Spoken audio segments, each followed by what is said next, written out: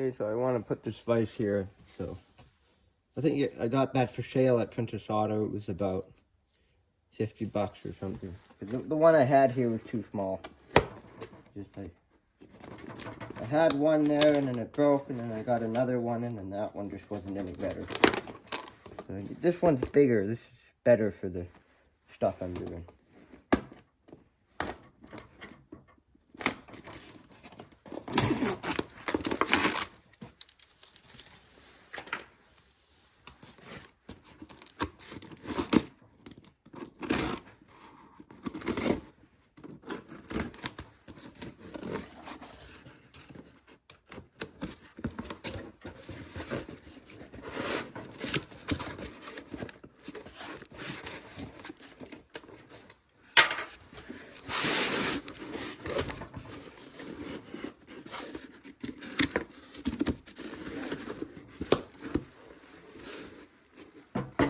This one's it's still a decent size. It's not, massive. It doesn't take up the whole table. But this one's way stronger. Now this one's it's like 3 times as thick in here. That's the problem with the last one. So when you grab something that had to be at the edge, then it would just kind of bend almost. So this one, it looks like just the grabbing force is stronger. I'm kind of out of grinders. There's 2 of them that need rebuilding.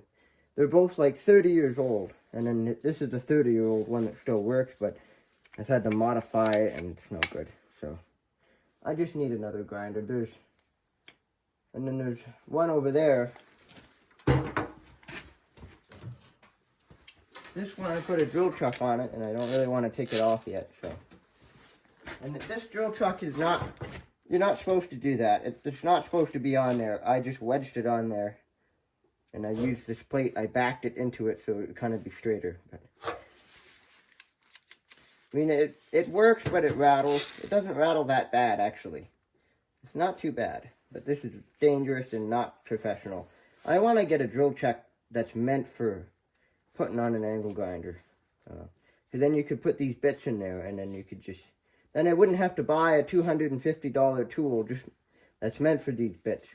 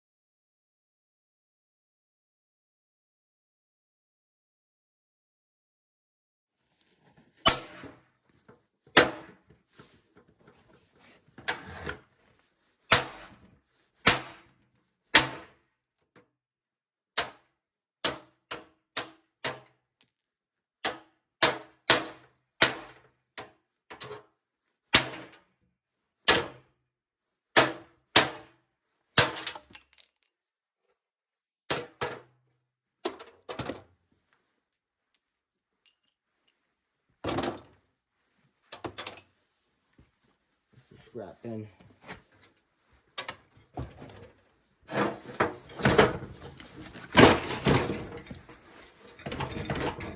Now this table is like terrible. Like so crooked. My uncle bought this one, but I hate these because they have... You can't do hardly anything with these, because if you're cutting stuff, you gotta hold it like that. You can't cut. These are just... All these are for is literally grinding with 2 hands. You can't grind something like this or... So the ones with the switches that stay on, these are the only ones to get. I don't know why. This one was cheap, but these also don't last. We had one years ago, and this switch screwed up for no reason, so we just got rid of it. And there is actually another blue one that I keep saying it's a Princess Auto brand. And that blue one, that's the one I like. That one actually quit. I think I made the mistake. I put these things in the vise.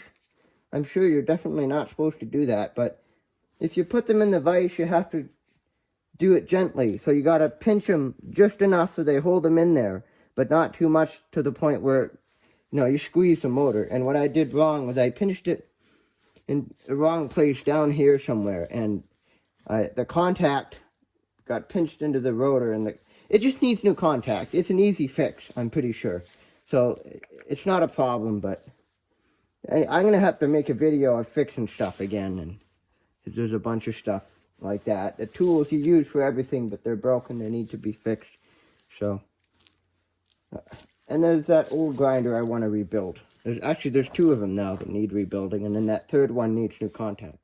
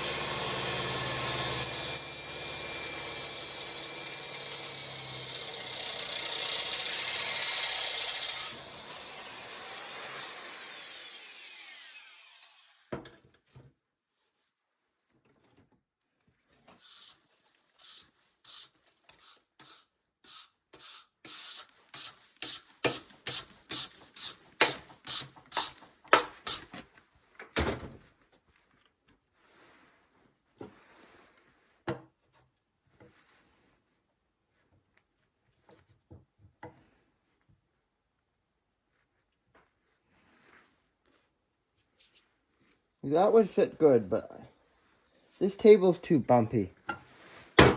There's a sink down spot here, and this is up here, and this metal's really thin. So I think what I want to do is get a plate, like a flat plate to put on there, and then bolt this to that plate and bolt everything together.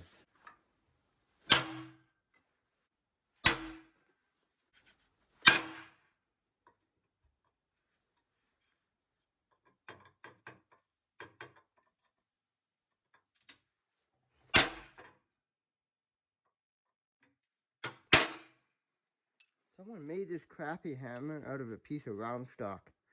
They just got a torch and cut this out, but this hammer's garbage. But it's interesting that someone made that from scratch.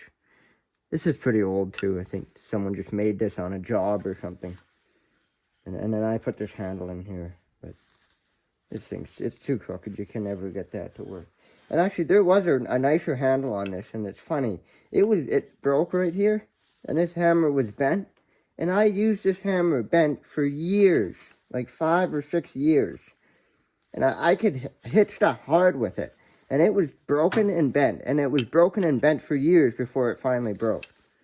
So, I think that was pretty amazing that handle never broke. I'd hit stuff. No, I hit stuff hard with it. And that it's broken. It just never fell apart. And there's a little thread here. I just put that. That hole, it'll hold it. I can just drill that out.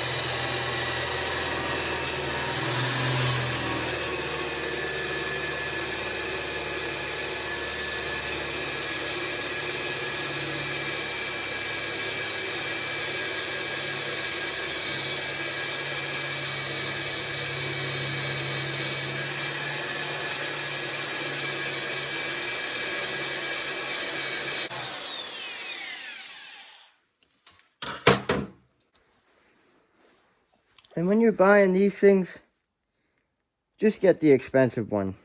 So here's the expensive one, and here's the cheap one. Chinese stuff it's made. And the expensive one, this is never broken. This is like 40 years old, and I like the curve on the bottom. That really does help. The ones that are flat, then if you're clamping something a little bit weird, then this gets in the way. So the ones with the curve are way better. And it just, this one's designed stronger. The expensive ones are the ones to get. Also, the ram is much thicker. These don't bend as easily. I think they're made of harder steel, too. So, if you're getting those clamps, just spend the money on the good ones. The cheap ones, I've already thrown out 1 or 2 of these. This one's bent a little. These just bend so easily. They're junk. They're not even completely cheap. I mean, they're okay for what I did there, but the ones that you can really abuse and not have them ever break are these ones. This one's 60-something years, or 40 or 60 years old. The brand is old. The brand has been around a while. That's the brand. I don't know, but these old ones, they still sell them, but they're expensive. I think these are, like, just wait till they go on sale and get these ones. Another really good C-clamp is this design here. So, this is my favorite, actually, because you can adjust this. You can clamp something huge with it, and then, like this table, it's flat on top, and then you got this thing, and then it's weird underneath. So what you can do is just do that. Or if you're clamping something that's kind of awkward and you're trying to thread it, you just kind of pull it together and then thread it. Then you don't have to spin that thing a whole bunch of times. So these are really nice. They sell smaller ones of these too. And I just got another one on sale. It's longer. And see, these are also built really strong. They're kind of expensive, but these are also really good. This one's also old. This one's been around. And it looks like at one point the end on this one fell off, and my uncle fixed it with that's the original thing, and then he welded a nut on it and a lock washer. So my uncle fixed this one years ago. This is a good vise, and also I cut these grooves in. Those grooves help. I don't know why they don't put those in at the factory, but I just got a grinder cut, this way, that way, sideways. These grooves do help quite a bit. And then another mod I did with this one is I was fixing a brush cutter. There's a video about that. You should go watch it. And the problem I was having is this was small, and you don't want to put a pipe on these. I don't recommend it, but I know what I'm doing, and as long as you're not too hard on these, you can put a small pipe on them. So what I was doing is, I could turn that. I almost couldn't turn it by hand anymore. And what I was clamping was very straight, so I wasn't worried about, this bending. I was clamping something very straight. It just had to be a little tighter. So what I did is I just got a stripped out socket and just welded the socket on there. And actually that's why I save a bunch of old wrenches and sockets. When they break, I never throw them out, because then I'll make a video fixing stuff, and there's some old ratchets around that can be fixed. So, instead of buying a new expensive one. So that's just a 1/2-inch socket. And then I can put a ratchet on this, and it just makes it so much easier. An impact, don't put an impact on there. They don't. Depends on what you're doing, but the ratchet, putting a ratchet on these things makes them so much more efficient.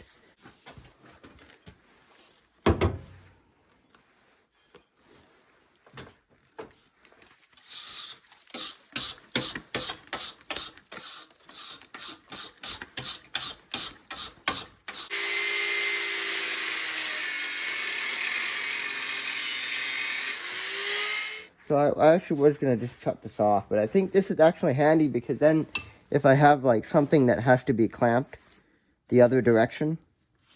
I was going to build like this whole rotating thing, but that would have taken me 100 years. I would probably be working on that for 3 days, just because it's, I don't know, I don't want to do that. That'll take forever. But I think maybe I'll leave this piece of steel here so that you can put a C-clamp on it. I mean, you can do that with the table, but then you have this lip here, so this is nicer. This is thicker steel. I think I'll leave that as a clamping surface. I like it. I may not have filmed these lights yet, but those are plastic bulbs, so they don't get hot. Luxurious lights there. You know, what would be cool? I have a bunch of this stuff. It's like, I don't know what that is. I could put that on the wall behind them, I think, and that would make them a little bit brighter. I mean, you could just put better bulbs in there, but I like these ones. I was gonna put some here, but I didn't have any more sockets, and I didn't feel like doing that. Cause also, you know, you put tools in there, you might bump it. But I like those lights there. And then I put these ones here, so this is just an extension cord that's plugged into these, so I can move that extension cord. I actually was thinking about it and moving it to this switch here, and that switch is a light outside the back. And the problem is you always leave that light on, and you never remember to turn it off, and it's just on all the time. But I don't know. Maybe I'll do that. I mean, when these lights are on, this light turns on. It's the same switch. I kind of don't like that, though, because it's more luxurious if, you know, the big lights are not on and then just this area is lit up. It's more fun. But to make that happen, then I'd have to run it. It's not hard to do, but I don't feel like it. And, you know, I like this area. I welded these on here. This shelf is garbage. I should have got a better shelf, but well, it's better than nothing. And then you got all your screwdrivers and stuff there, and this here. And there's another one there. This is mainly anonymous stuff. Actually, this is looks like a screwdriver. It looks like a slot. But this is actually a chisel that I made. So, I just ground an edge, and then as soon as I was done grinding this, I just stuck that in oil and went like this in the oil. And that actually quenched it really well. Like that's a chisel. That feels sharp. And it keeps its edge too. That's the first good blade I've made. Let's find some bolts for this. Here's a bolt.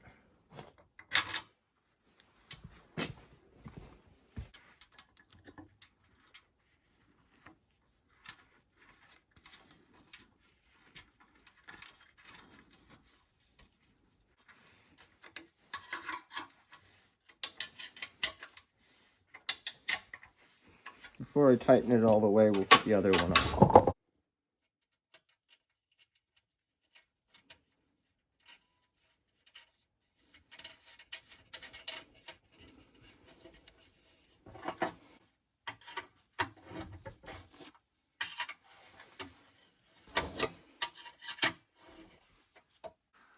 Yeah, it looks nice there.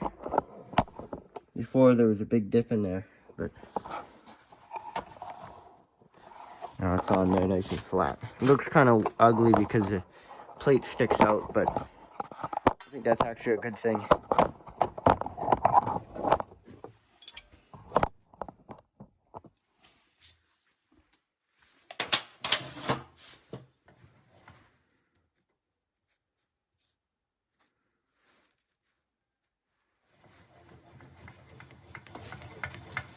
How wide can this one go?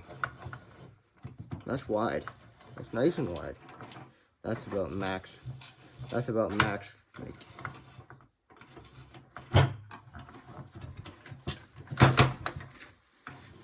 Right about there, I guess that's as wide as it can go. That's nice and wide. I like that.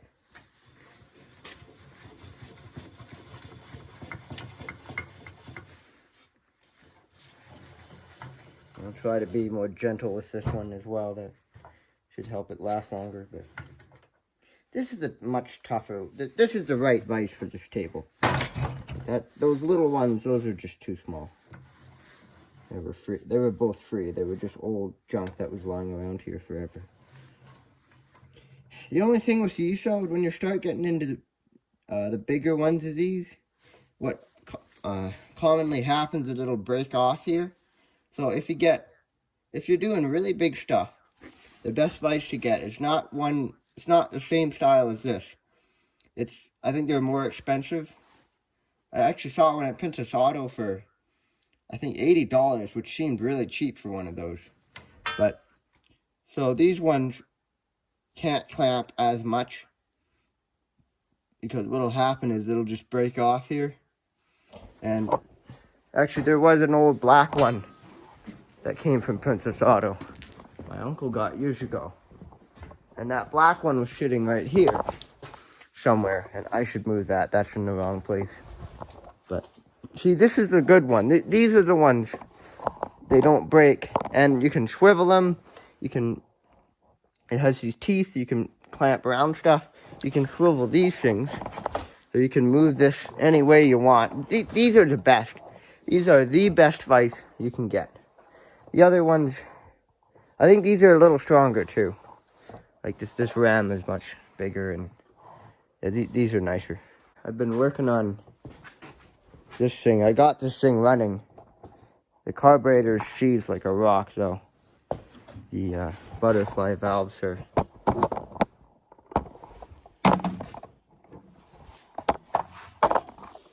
It runs, but then without the carburetor on it, it just runs full throttle, which isn't good. And this thing also doesn't have a proper boot, but it runs. It's got spark and everything. See, the problem is the carburetor is...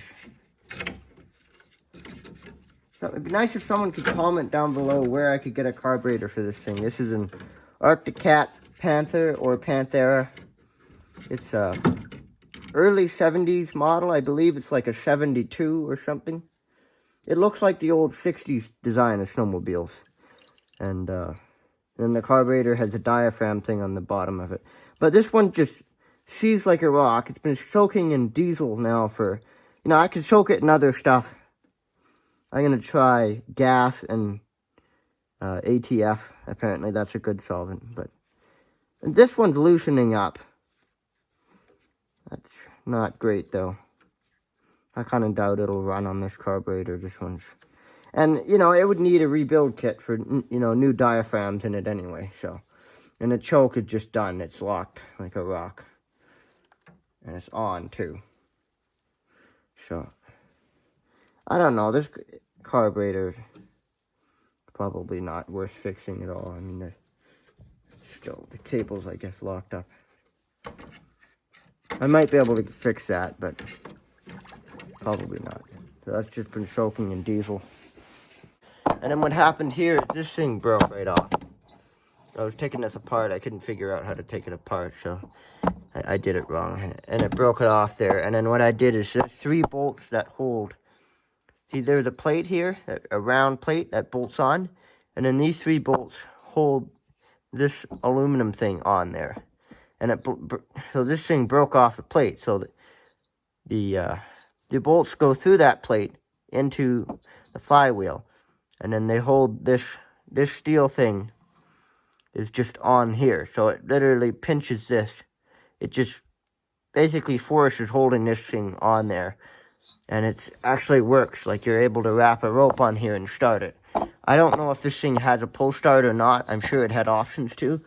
It has an option for electric start. There's gears on this flywheel. So that's pretty modern for an old machine like this.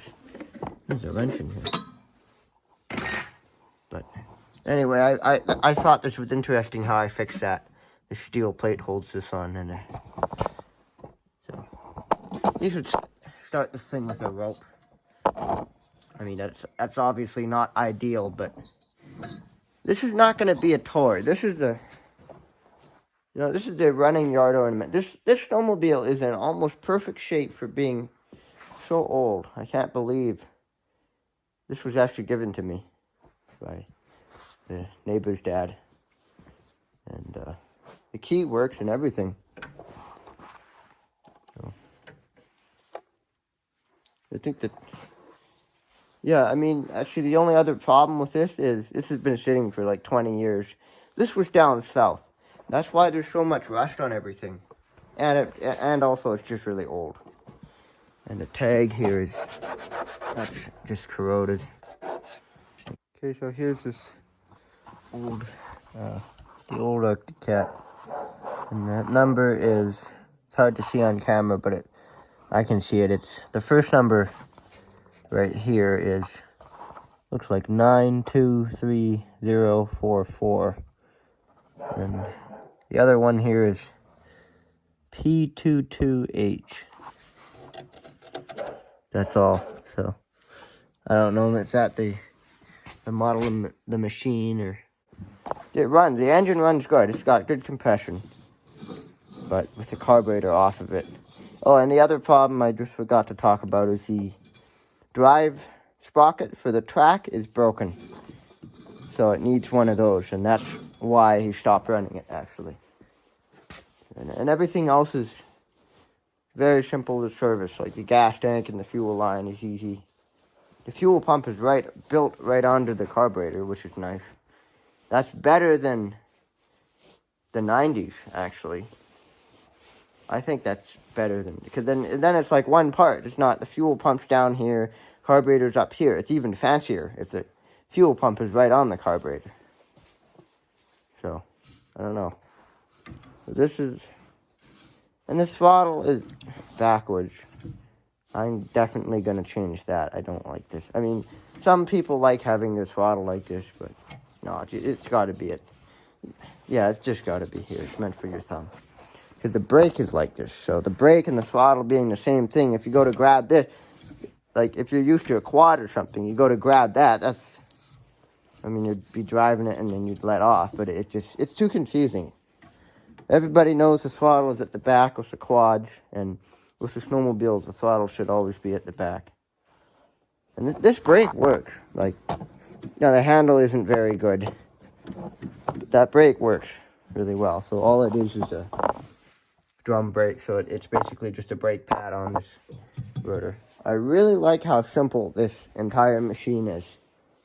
Like, this is a nice, simple machine. It's easy to fix. Getting parts for it might be a challenge, but I think these things are actually pretty popular.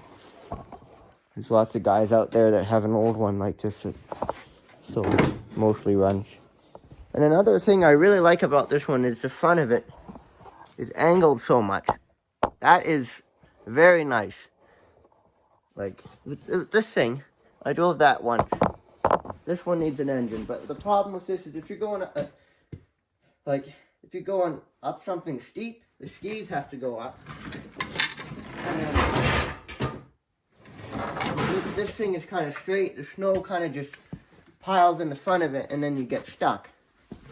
But with this one, the snow kind of just wants to go under it. You know, I have never driven that, but I'm sure this is probably a better design. Now, one thing I don't like is it doesn't have a bumper. I'm actually tempted to make one for it because the front of it looks like it's been bent in a little bit there. There's no frame to make the bumper on. So, and anyway, this is like a restored old sports car. This is not something I want to be using reliably anyway, so. No, it's nice that it works. Like, you'd have to do a bumper and then make a hole in this, and you could do it, but I'm not going to. This is a luxury machine now. And the steering, listen to this. You can't even get this on a new one. No play in the steering. Every snowmobile has play in the steering. Like, even my 800 has a little bit of play in the steering. This thing is rock solid. Like, the steering works perfectly on it. That's a big plus. That's kind of insane. Like this is some of the first designs of snowmobiles made. And that steering is better than a brand new one in 2024. Maybe that's a bit of an exaggeration, but this one, that one's also actually really good. Huh. But, see, the thing is that with these is, this is a tube that fits perfectly around the handlebar. With most snowmobiles, it's a bracket with plastic in it. And that design's easier to service. That's okay. I mean, it's not something I complain about, but, like, this is fancier. Like, this is a luxury snowmobile. That's kind of how I think about all the Arctic Cat Panthers. They all like luxury snowmobiles. They're low to the ground. They have the wide track.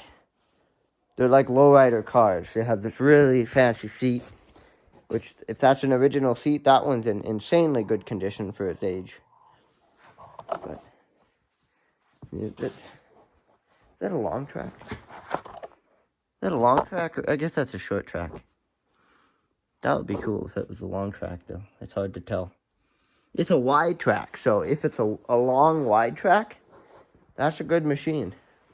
Like this that old one's a little bit longer than this one. So maybe that is I don't know, short track or long track. Like this is that's where the track drive is. So is that a long track or a short track? I wonder. See, I like the really old snowmobiles, like the 70s Skidoos. They have really long tracks on a really short machine. So if I got this running, I'd probably like this better than the Yamaha VMAX or that thing. The only thing is this thing doesn't have a lot of power, though. But that's why I like that one. This is like the size of a Yamaha Bravo 1-cylinder, 270cc or whatever they are. But this one is meant to have a 500cc engine in it. That's a big engine for a small little snowmobile like this, so. And it's air-cooled, too. It's nice and simple. But this engine, everything's done on that one. I took it apart. Stuff is breaking as I was taking it apart. The crank seals blew a long time ago. I could never get the clutch off, and that one's done. Someone could fix that, but it'd be more than everything is worth. It'd just take forever. Probably be more than another engine would be worth. So I'm looking for an engine for this one, if anybody knows where I can get it doesn't say Suzuki on it, but it's a Spirit engine, and I believe that was made by Suzuki, so it's just Suzuki Spirit engine, I guess. The snowmobile is a 5,000. That's a 500cc, though. And I should take pictures of the model numbers of these and put these in a video. So this is an Arctic Cat Panther 70-something. I think this is a 78, actually. And then this is 5,000. And the engine number is, on this one, it's hard to see it, but looks like B50.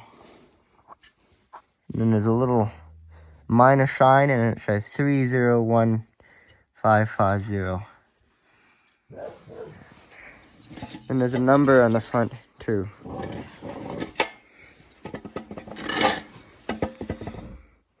There's a number on the side.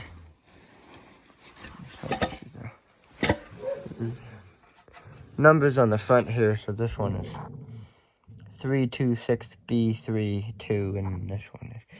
Oh, that's the same thing. Wait, no. It's 326B67. So I don't know what any of that stuff means.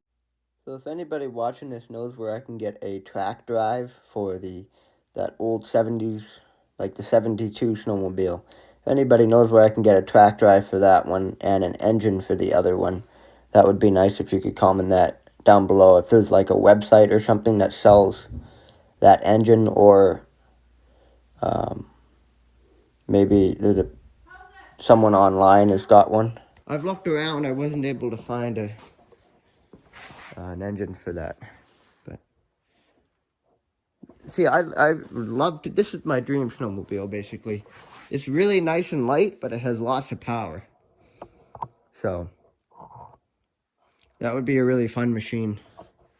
I got that running. And I have another one for parts. And the Skidoo Tundra is over here. There's Rocky and the dogs. See, there's a page wire fence there.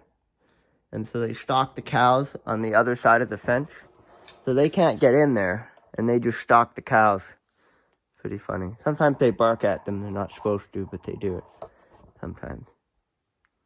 And that Tundra needs a track. You can see the track is just gone on it. I was riding it back from the neighbor's place, and It just hardly made it back, and it stalled up the road there.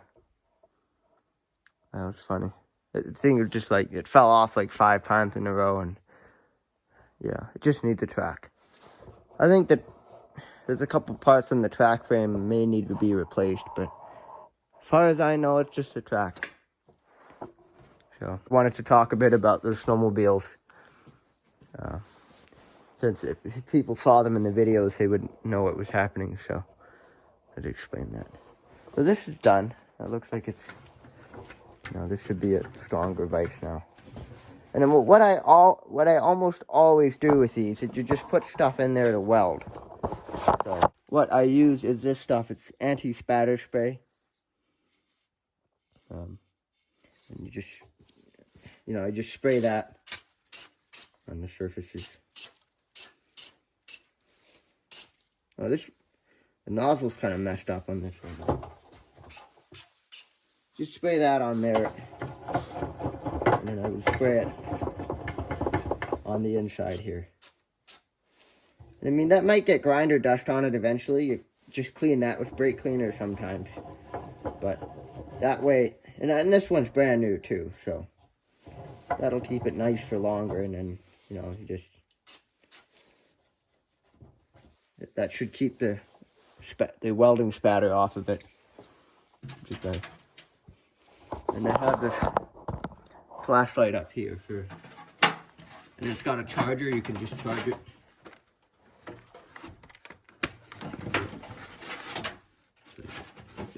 It's a decent flashlight, and it works in the cold. Now, I leave this thing here all year, and it's fine, and then you charge it sometimes. A lot of flashlights don't last, but I think this particular one has been good. One complaint, though, is the extra bright works. Like the normal bright works, it's fine, but that never worked. When it was brand new, it worked once. So, you don't need that, though. But this is a good flashlight to get. This thing's, I haven't dropped it hard. The common problem is people drop flashlights and they just break. And then it's also got this thing here too, so you could put this here, and I could actually and then use that for working on, or whatever. You could put this on a quad, or, that's handy. This flashlight. Before I had a vise on this table, I made this thing, so this is just a random bracket on there, and I welded it to a piece of flat bar. And then I get a clamp like this, and you clamp this to the table. And what I would do is, then you could make pins like this, or weld a washer on the top of a pin that was already made. So what I would do is, that doesn't apply with this one specifically, because this was a bolt, but what you would do is you could get just a piece of round stock, weld a washer, tack weld it underneath, and then put it in this thing, like that. And then you could weld the washer to the top of the bolt, or if you were just welding it on the round stock. And then to make a really good pin, you weld a chain link, a nice strong chain link on the top of it. And I painted it. You don't have to paint them, but see, I should do a video on how to make pins, because I see all the pins they sell in the store, they never have a strong top on them, and they're just garbage. They bend. They're just crappy. And they're expensive too. But you can literally get a worn out old bolt, or just whatever scraps you have, throw a washer on a bolt, weld it up, and then weld a good chain link on there. And then you can pry on this with a pry bar. You can, if this pin is stuck in like a loader boom or something, you can put a chain on this, and you can pull this with another machine to get this pin out. That's what I really like about them. And then I also drill holes in the bottom of them, so you can put a cotter pin and a washer through. So if you really want to. So if you were using this on a loader or something, put this in there, and then you have, a cotter pin, a washer, or at times you can put a bolt in these, and the bolts stay in there better. Really small bolt, but this is how I would make pins, and I don't know, it's just fun. A lot of people don't, I don't think I've filmed this in videos much, but a lot of people don't I've never seen anyone make a pin. You know, they just go buy one. But the problem is with the store-bought pins is the top's always, like, they have this loop like this. So the problem is a lot of pins have, I don't know why this one's bent so bad. Actually, it looks like someone welded it right there, but this one's old and crappy. But see, the biggest problem with the pins in the store, this is how they sell them. They sell them with a handle like this. And the handle is often this thin. It's not welded in there or anything. It just sits there. They just bend it in, and then it's got these shallow holes that it sits in. And these things never stay on. They fall off every time. I don't know how on earth this one stayed on there. But this one is, yeah, that's garbage. That's going to fall off soon. So what I did is with these particular type, I just cut the top off. And then, now this one's got the flat on it already, but sometimes this is not enough. And so I weld a washer under that or on top of it. Or usually I don't need to because it's already got that. And then you can, see, and then you can just weld a big chain link. You know, you don't even have to use one this big. But, you know, it's a good size. And then you can just weld that on there. And then it just makes, it's like not that hard to do. Why don't the factories just buy chains? Weld them onto pins. And then, you know, they already do the thing with the washer, but, and the thing with the hole.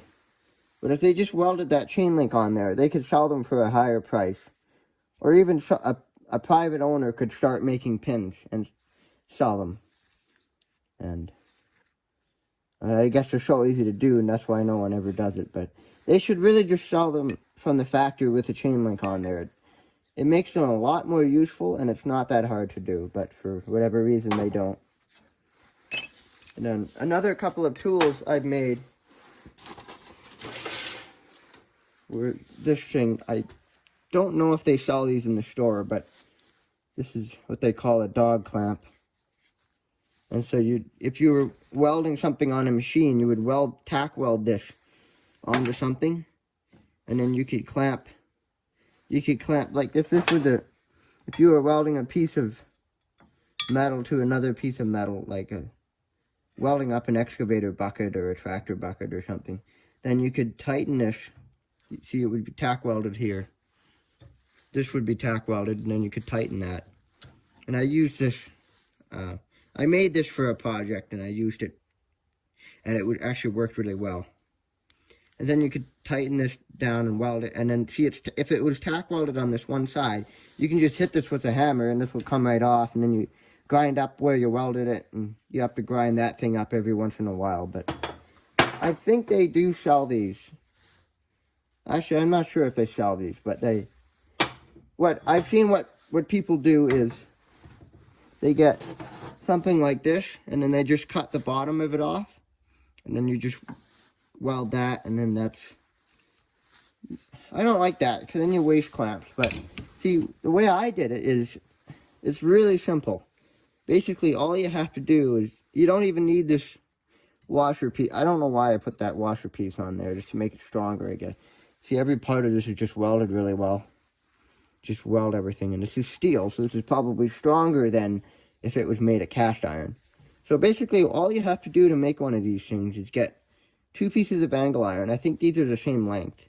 You know, you can make them longer or wider, but this was, you know, this is pretty good. And then I have a nice thick bolt. No, this bolt will never bend, because these things take a lot of force. So if this is going up, if you're clamping, this could come, you know, there's force under it. So basically, all you need are 2 pieces of flat bar and a nut, or 2 nuts if you want it to be stronger, and a bolt. You know, these are just 2 washers welded together. But I think the washer helps it, makes it a lot stronger.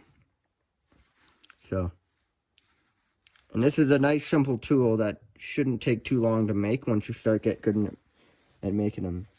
And I actually haven't used this in a while, but that one time you need to use it. It is very handy.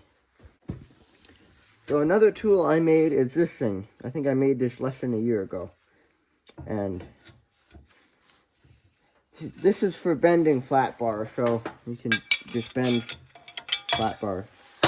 So I think I filmed me making this.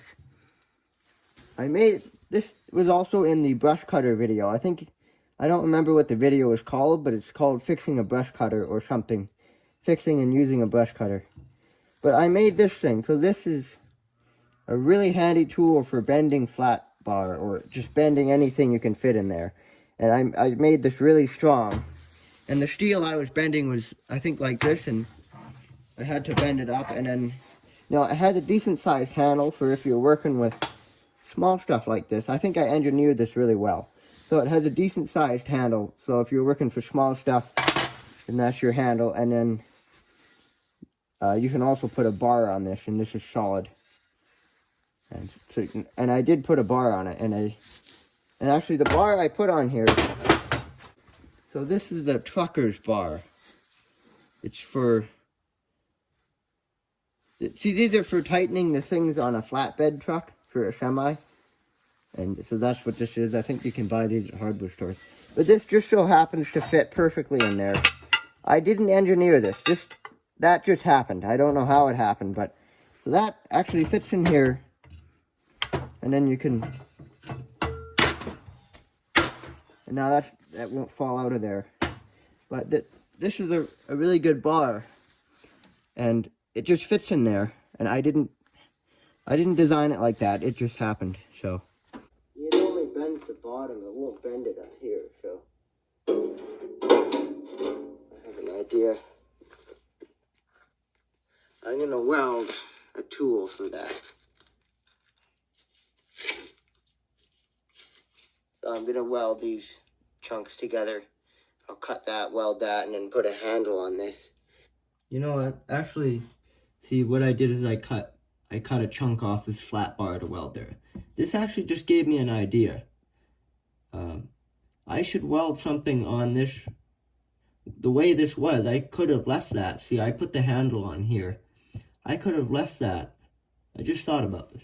So if I had left this on here, then you could use this. If you have a piece of like flat metal and it gets a bend in it, then you can actually use it to unbend it. So what I could do in the future is weld one of these on the way this one looks there. I could have done that, I guess.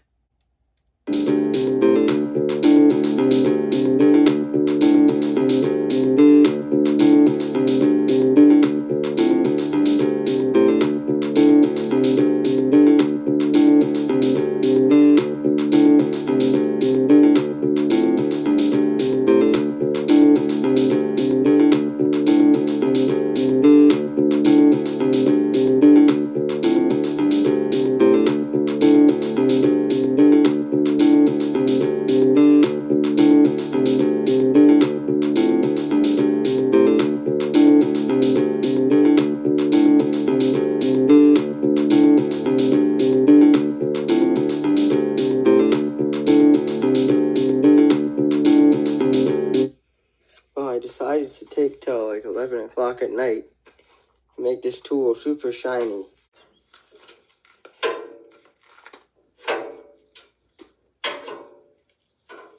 And this thing is still never going to be perfect. It's a lot of work to try to get that out completely.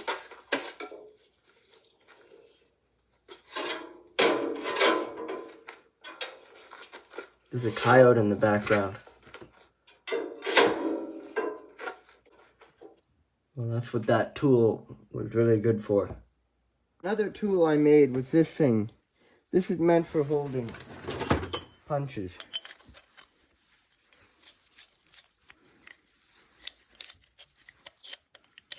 So you put the punch in there, and then you could, I could hold round ones or hex ones. And that's kind of how I would tighten it. And then this is a bolt. Go through your nut. And this thing doesn't actually work very well. It's easy to fix it though. What the problem is this actually broke once. I had to re-weld it. I don't know if I filmed making this or not, but just a piece of flat round metal on the end, and then I welded a bolt and ground everything so it's fancy looking. And this is just a thin pipe. And then this is a thicker pipe, And then basically just weld a nut on there, and I got that pretty centered. But the issue is this thing won't stay tight, so it's pretty easy to fix that. All I have to do is tap these threads lower and then have a little nut with a little handle on it. Like, that's very simple. And then you just back the nut and handle into this one, and that should hold it really tight. And then you can use this for, you know, you can even put like a pin in here for whatever, and then you can hammer on it. So I built this so that if you put a punch in here, then it's not like you're holding it, and then, you know, you don't want to hammer your hand. So if you're hammering something really hard and you really don't want to have your hand near the punch or whatever, then you can just really bang on it. And so that's what I made this thing for. And so this is not a bad tool. If I made a nut and a handle, that's all I need to fix this and make this a good tool. They do not sell these. I have not seen any one of them anywhere. They do sell these chisels that have like a wide top on them, but those are not good in every case, because sometimes you want, like if you're punching out a bearing or something, you hammer the punch in there, and then sometimes they get stuck, and then you just get another pin or something, and you hammer that punch through the hole. And you can't do that if the end of it is flat. So I feel like this was better than one of those. You know, if only it had the nut and handle, and I could close the back of that in. But, yeah, they do sell tools similar to this. They're meant for cutting nuts off of things, and they have a blade that goes, and that's similar. But this is meant for holding punches, so that if you're hammering and you really, in general, if you're hammering and you don't want to hold it with your hand, then you can just hammer. And you get more control like this. If you're holding it with your hand, then it can like go out weird, or the hammer can slip. This just makes it so much more pleasant. You know, but it needs a bit of a modification to make it work. But this is a good tool, but it just needs that modification. Find something that you need that is not made, or if it is made, try to make it better. I just made tools, and I don't know if this really counts as a tool making project, but see, I got this drill chuck on an angle grinder, and I said before, this is just wedged on the threads, and then this disc is this is a threaded disc, so I just turned that up a little bit, and then it straightened the chuck as much as possible. And all that, this is not for drilling. Definitely not. That would be very dangerous for drilling. But this is for holding these bits. And it works, but it has a slight rattle that I can't get rid of. So, and this is not permanent. This would come right off too. So that's interesting. I got that to fit on there almost perfect. And this is just a regular drill chuck. There's nothing special about it. And this is just a regular angle grinder. You know, it's a typical thread. It's a bigger size. But I really want to buy one of these that's meant to go on a grinder. Because if I could hold these bits, then I wouldn't have to spend $200 on a whole other tool that's meant for holding these. Because you got a decent amount of space, and I don't know. It might save money to buy a chuck if they make them for grinders. I'm pretty sure they do. I think I've seen them somewhere. I've never seen them in the stores. So this also doesn't really count as a tool project, but see, I got this crescent wrench here, and I don't even know what we were doing, but I wedged it in here somehow. Kind of not really on purpose. Me and my uncle were trying to get something that was really tight off. So we just put this crescent wrench and wedged it in that pipe.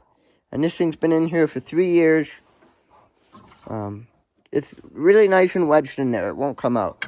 I'm sure you can take it out if you want to, but this is actually really handy. Like, it's about a 4-foot pipe, maybe. And I like it. It's really handy having that pipe on there. And we do have another big crescent wrench for the times you don't want a super long pipe on there. And this is an older one with a slightly skinnier handle. The newer one wouldn't fit in that pipe. So that's another interesting tool mod, I guess. So this vise is on there now. I'll see how long that lasts. I think that was like $50. It was on sale for that anyway. So I guess that's it for this video.